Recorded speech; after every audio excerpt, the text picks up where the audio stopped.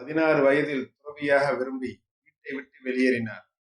மாணவ பருவத்தில் இந்திய மக்களை கொச்சைப்படுத்தி அவமதித்த ஆங்கில ஆசிரியரை எதிர்த்து போர்க்கொடி தூக்கினார். 24 வயதில் என் பாரத அன்னையின் தலையில் அடிமை என்ற முள்கிரீடம் இருக்கும்போது ஆங்கில அரசு தந்த ஐசிஎஸ் பட்டம் எதற்கு என்று அதை தூக்கி எறிந்தார். 35வது வயதில் கட்டாக் நகரில் தான் பிறந்த மாளிகையை தேசத்திற்கு அர்ப்பணித்தார். 42 வயதில் அகில இந்திய காங்கிரஸ் தலைவர் பதவியை விட்டு விலகினார்.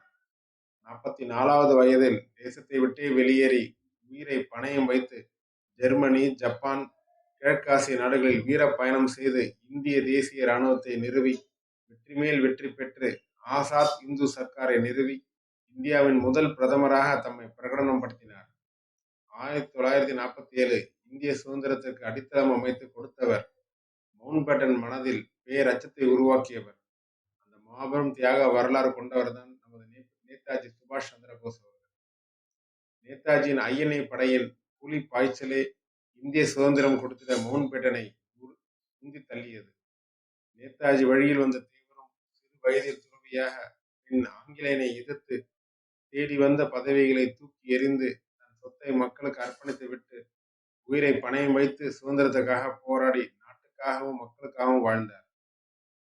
இந்த தியாக வரலாறு தமிழகத்தில் சொல்லிக் கொடுப்பதில்லை. மாறாக ஆங்கிலேயரிடம் அடிமைகளாக இருந்தவர்களின் வரலாறு தான் சொல்லிக் கொடுக்கப்படுகிறது. நேதாஜியும் தேவரையும் போற்றுவோம்.